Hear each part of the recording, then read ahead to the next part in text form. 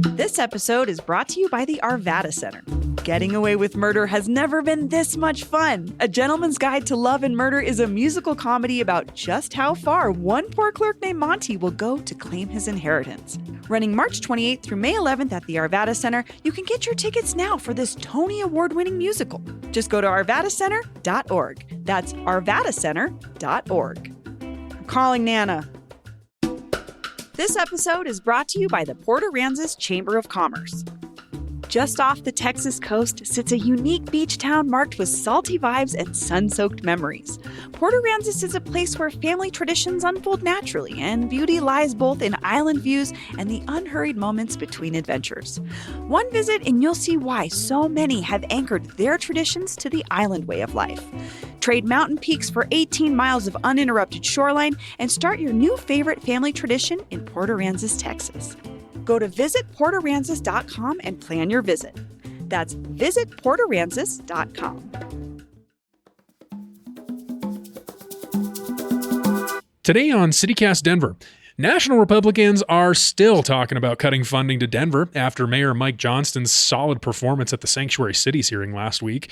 So me and Westward editor Patty Calhoun are digging into the details of what exactly they're upset about.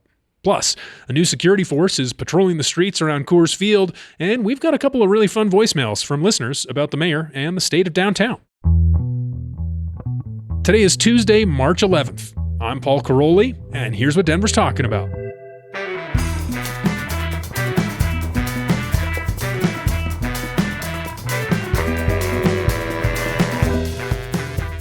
Patty Calhoun, welcome back to CityCast Denver. Thanks so much. We saw each other a couple days ago at our big HEYDAY event on Saturday. The HEYDAY event was great for the Denverist Denverite, which I still would argue we should have given the baby a special prize. I felt so bad for the Lucifers and the airport woman. Some of those costumes were so great.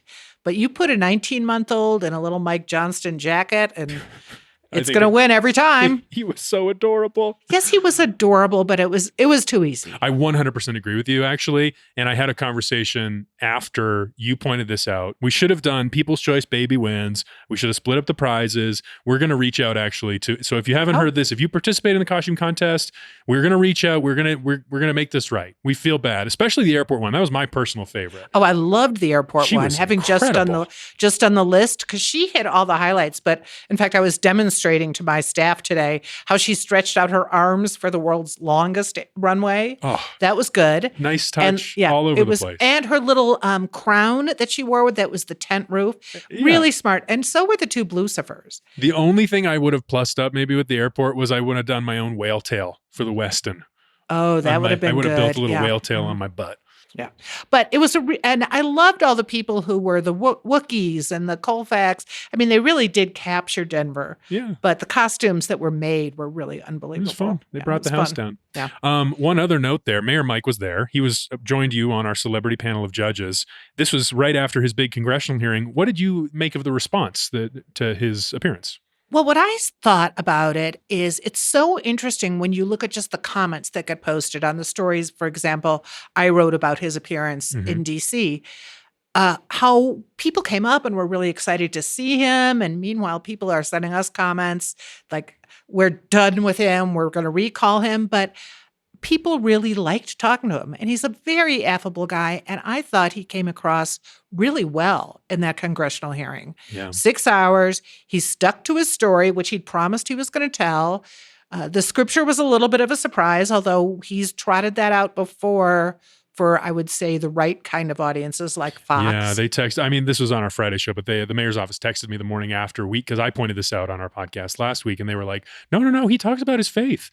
Look, there's this interview with Fox News 2 years ago where he talked about it too. And I was well, they sent you an interview from 2 years ago. We've heard him talk a lot without mentioning the Bible. Yeah. Anyway, let's get to our top story here because it is related to this hearing. I think we shared the same impression that he had done quite well. However, there are some parts of this testimony that have stuck out and lingered and sort of started new conversations. One in particular, one moment when it was Representative Jim Jordan of Ohio. It was his turn to question Mayor Mike.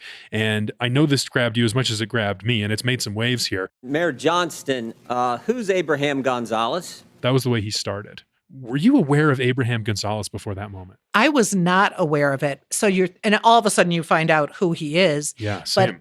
And you wonder, when exactly did Mike Johnston find out who he was? Because clearly he did. He'd found out by the time the hearing started.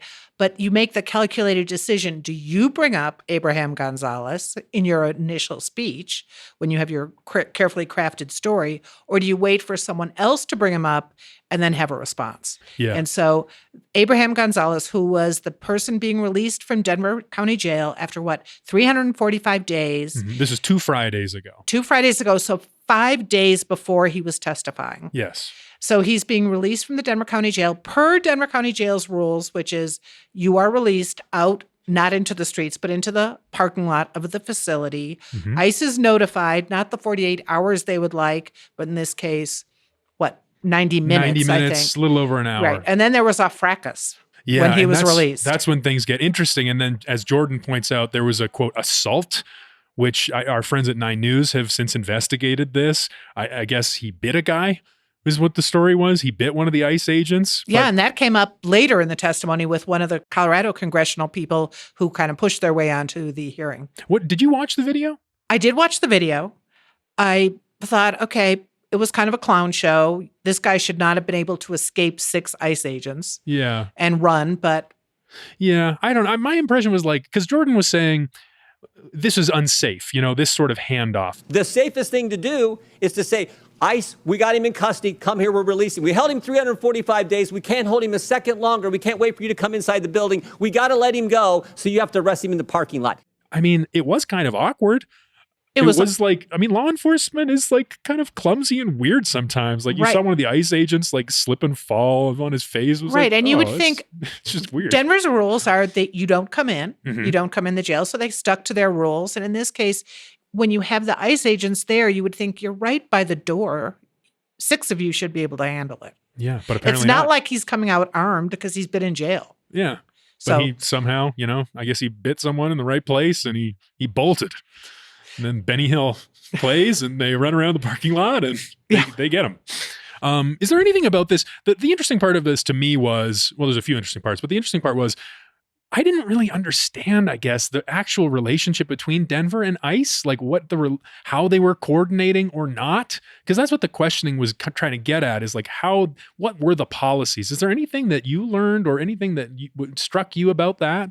No, because that's pretty much what we've been talking about, not just recently, but over the years with different counties and what their policies are when they release people who are a criminal, have been in for criminal activities, and they release them and they'd let ICE know. But I don't know of any jails. There probably are some that, send out a welcome card, come on in, but the counties are allowed to decide. And Teller counties had issues, and I'm trying to remember which ones. I think it was Douglas County actually doesn't let them in, which is funny because Douglas County is suing over sanctuary city issues. But I think their sheriff, they do the parking lot handoff too. Interesting. So it is inconsistent, but it's consistent that a county can come up with its rules on how to deal with ICE.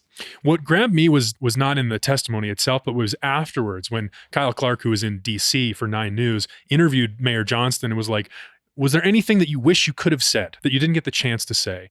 I did want to be able to have the commission understand what exactly it is that Denver does, because I don't think people understand that, yes, we don't ask someone's status when we arrest them or when they come to a library, but that we do collaborate with ICE to pursue violent criminals. We do that now. And if we have someone in our custody, they send us a detainer request, and what we do is we notify them when they're going to be released. The other 3 cities don't do that, so Denver is unique in that we both provide services and supports the people, but we also do share information with ICE if they're looking for someone that we're releasing. So I think that's a material difference that I don't think came out much in the hearing. Right. So it's just interesting. Denver's done it 1,226 times, apparently, as Mike Johnston said several times during that hearing. This Smith Road facility, I can't say I was familiar with this, over by Aurora by the Stanley Marketplace. Have you ever seen this place? Oh, yeah. Over the years, yes. What is it like? I don't know this place. Haven't been inside, just been outside. Never got busted taking to Smith Road. Okay, fair enough. What else here? The implications of the hearing. There is federal funding on the line. We've talked about this. It sounds like the DOJ is already investigating New York and Chicago. It sounds like there's some talk about Denver. What are you expecting here in terms of like the big picture of the federal funding we might not have anymore? I would assume that the lawyers who have the $1,000 an hour contract up to $2 million, they weren't just there to advise Mike Johnston on whether or not he brings up Abraham Gonzalez on his own. They're there to position the city for any kind of attempt to do more investigation, which I think there will be some of it, but I don't think Denver's going to be on the hot seat much for that. But I do think we're in danger of losing a lot of federal funding. And I think that's what that law firm is primarily there for, to make sure they can strategically figure out how we get money that we're promised. The Denver Post reported that about $150 million of Denver's $4.4 billion budget for 2025 comes from the federal government. So that would be the number. That's what we got to watch. That you don't want to lose. Yep. And we know Representative Lauren Boebert also in that same Post article says that she is going to be trying to make that happen, make those cuts happen, and send some of that money over to her district instead.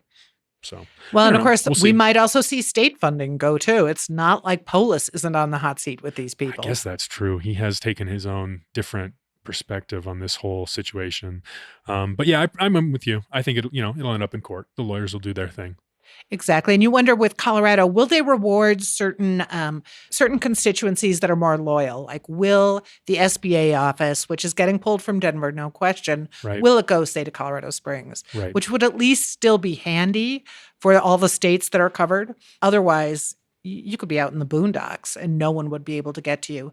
That's the Small Business Administration office that supports small businesses trying to, And it covers Montana, from Montana through Wyoming, through, I can't remember every other state, but Denver is a good location for them if you're trying to reach it. But Colorado Springs could work too. Yeah, I mean, Lakewood, I haven't actually seen Lakewood Specific's position on immigration, on being a welcoming city lately, and whether or not they even have a jail where they can throw somebody. Probably not, but Lakewood would be a good location for the SBA. So we'll see. But I think we can probably say Space Center is going to be going from Colorado Springs unless they want to reward that Republican county. Yeah, it's pretty easy to imagine that kind of thing getting moved up to like Cheyenne or Castle before, Rock, wasn't it could be in Alabama? I guess Tuberville's so. hometown. Space Force. Space Force. But Jeff Crank was out there. Jeff Crank was one of the ones who elbowed his way into that testimony to ask questions. And you could tell he's a radio talk show host by just how he addressed everyone. That's a Republican representative out of Colorado Springs. Yeah, CD5. One last thing, just back to the beginning here of like, who is Abraham Gonzalez? When I heard that name, I had no idea. I Googled him and I saw zero coverage in the local media. I saw one tweet from ICE with like 3 details. I email ICE about this guy immediately during the questioning, and I'm like, who is this? Tell me everything you know about this. And they're like, we will tell you nothing. We recommend you Cora DPD, which then sent me to the sheriff's department and told me everything that 9 News had already reported. But that's the question to you is like, do you think that because the local media has been kind of stewing in this whole Tren de Aragua Venezuelan gang hysteria narrative for like, I guess almost a year now, have we developed a groupthink where we're missing stuff like this? Are you talking about when he's first arrested and put in jail or when he's released and there's a fracas? The fracas, I guess. Like, I feel like that's something I would have wanted to know. I think Denverites would want to know how the ICE coordinations with DPD and the sheriff's department are going. Well, and I guess that is one you would want to see leaked, or you would want ICE to send out. Why didn't ICE send out a note about it? It's an incident you would think ICE would report. You wouldn't necessarily think the Denver Sheriff's Office would report it, but you'd think ICE might. So absolutely people would report that. I don't think that's a groupthink on media. I just think they didn't know. What about apart from that specific issue? Do you think that the local press, like we're all kind of like looking in the same direction? Like maybe we're a little bit like built up a callus to this whole immigration hysteria? You can't say that if you read, say, the Denver Gazette and the Denver Post on the same day. Complete polar opposites. If you look at how the Denver Gazette has covered the Aurora and the Venezuelan gangs and immigration, very different. The biggest thing is that there's so few media people out there really digging. Yeah. It's just everybody scrambling to stay on top of just the top of the mind stories. That's true. I mean, 9 News, we've been talking about their investigative team dug up this stuff on Abraham Gonzalez, but the Denver Post doesn't have an investigative team anymore. Right, It's exactly. Just not a lot of resources it anymore. takes some time to find it. And if you're not getting the press release, hey, it's Friday afternoon and we just had an ICE agent bit. If you're not getting that, you might not find it. Well, listeners, if you work for any of these agencies, please leak things to CityCast Denver anytime you Or want. me, Teddy, westward.com. Westward. We'll take it. Westward.com, CityCast Denver. You got the emails. Call in 720-500-5418. Is there anything you want to know about Tren de Aragua, the immigration stuff that we haven't covered? We've kind of taken the position that it's a crime story, not an immigration story. So I don't know. I've just been rethinking like how we talk about it, I guess. But yeah, 720-500-5418. Let's move to our next topic.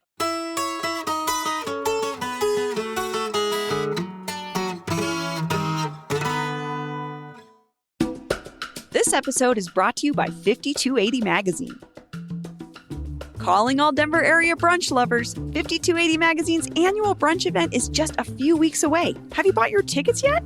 The 5280 brunch event is on Saturday, March 29th from 10 a.m. to 1 p.m. at Asterisk in Rhino. Guests will be treated to an afternoon jam-packed with sweet and savory brunch menus from editor-picked restaurants, plus tasty beverages including zero-proof options, a build-your-own Bloody Mary station, a dynamic DJ set from DJ Mr. Groove, and so much more. Seriously, have you read any of 5280's food coverage? These people know brunch. And they know that brunch is best enjoyed with friends. That's why they have a specially priced group ticket option for groups of 4 or more. Simply choose the GA ticket type Brunch Crew to redeem.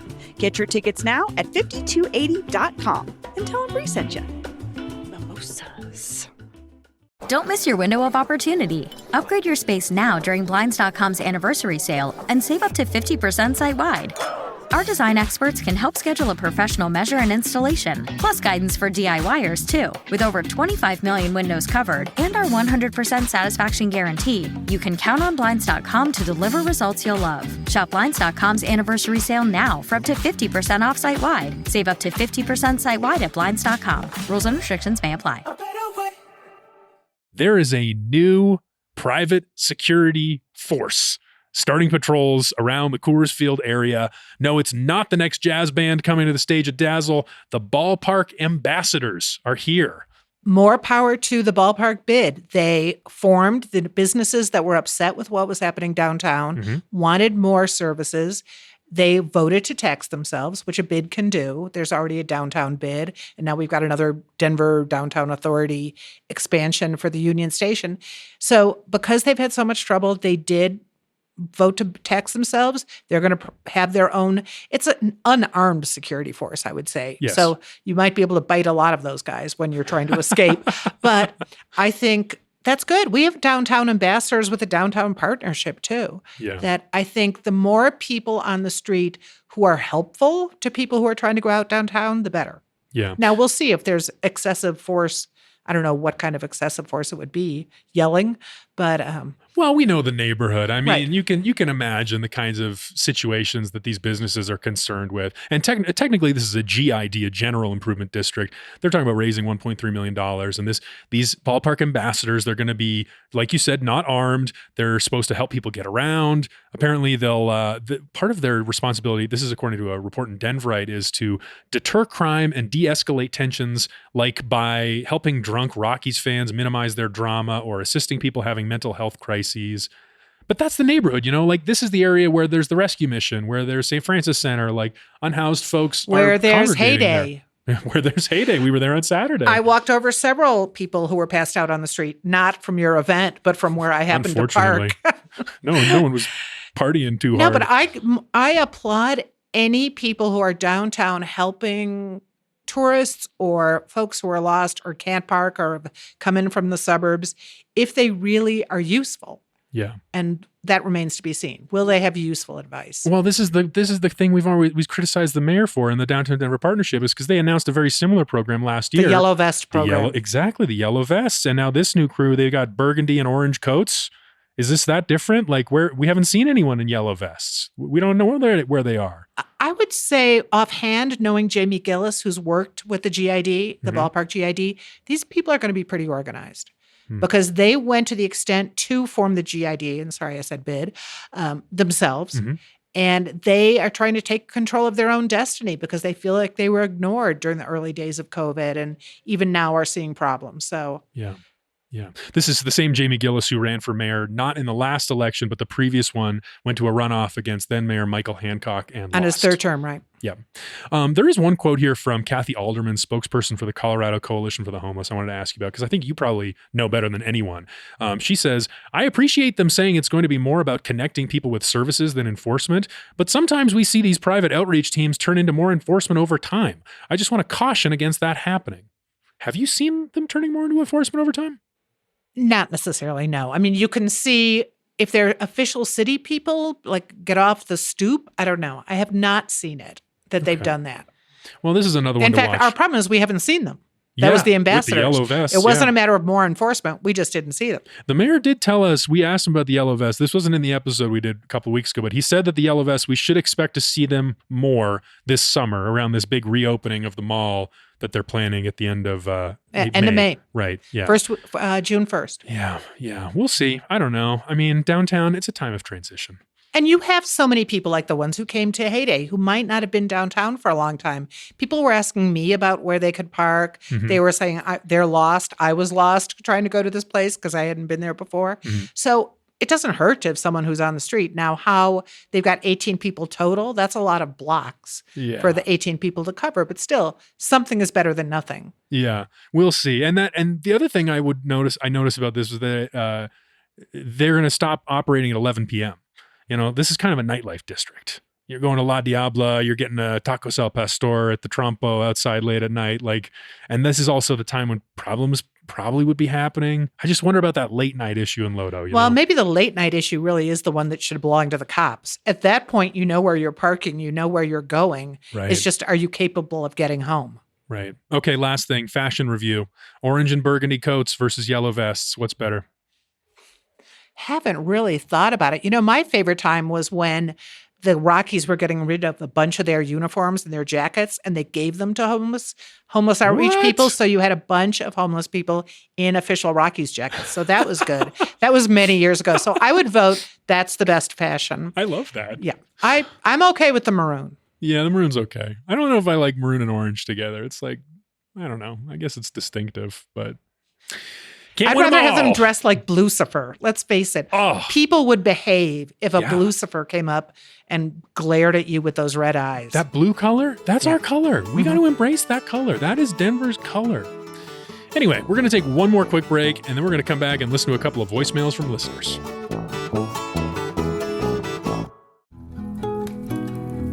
Campfire season's back, and that means s'mores.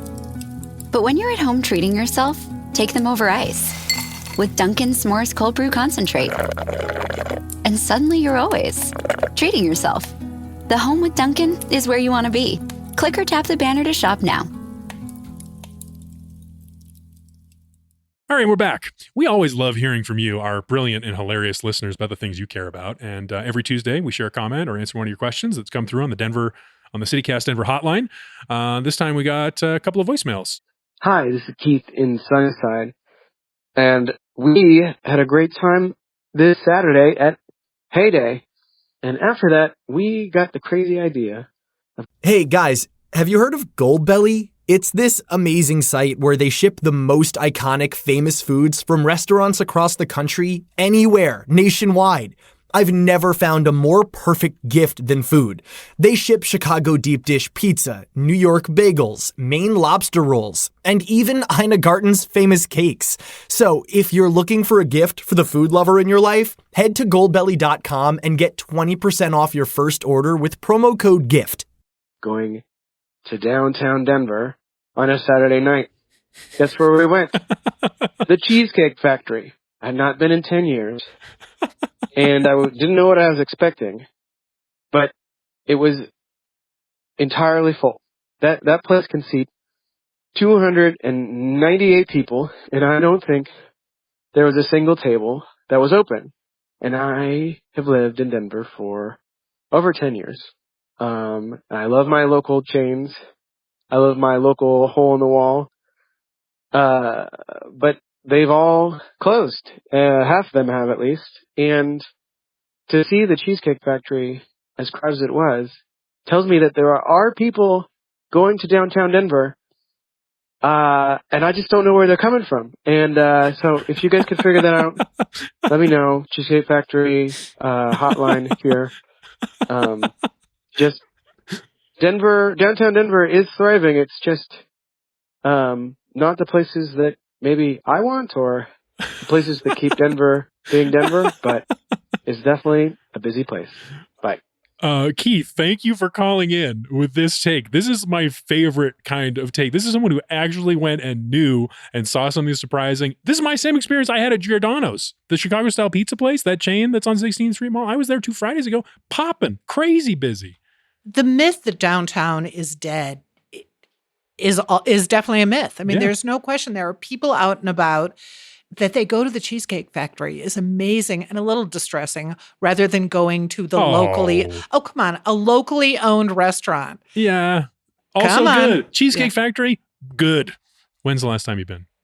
All right. I will confess this. I have never been inside a Cheesecake Factory, but I have had people bring me food from one. All right. You and me, we're going to the Cheesecake Factory sometime. Well, we're gonna have a good it's time. going to be a long time. But if we go there, then I'll take you to some really, really, really divey place too. All right. Sounds like Lakeview Lounge. Oh, which, by the way, I was there for sunrise. Your annual tradition. On Sunday. Annual tradition. There were about 50 people there for sunrise. For daylight savings time, right? That's the thing? Right. Because you can watch the sunrise over Sloan's Lake from the bar. Beautiful.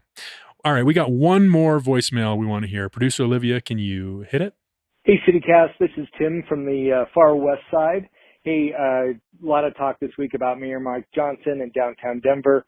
I go to the Colorado Speaker Series. It's a great group of speakers that they had. Thursday night was Anderson Cooper, and Mayor Mike came out to actually introduce him. It was a surprise to everybody.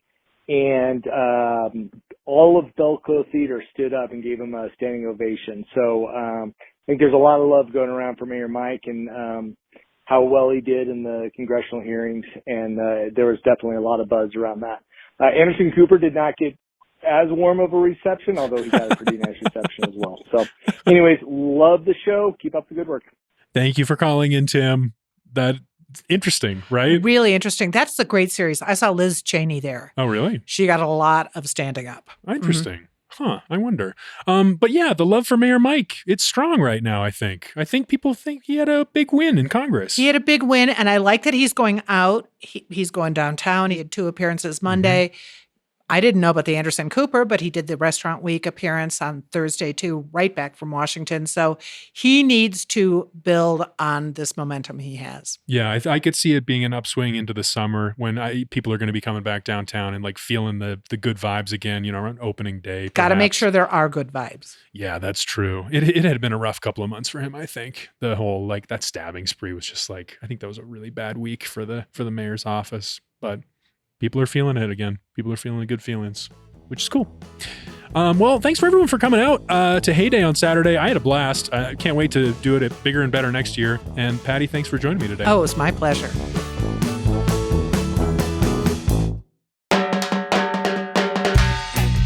That's all for today here on CityCast Denver. If you enjoyed the show, why not take a minute to tell your server at the Cheesecake Factory about us, rate the show wherever you get your podcasts, and subscribe to our morning newsletter, and learn more about us at denver.citycast.fm. We'll be back tomorrow morning with more news from around the city.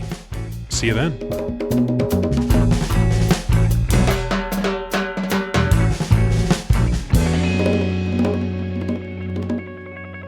Hello.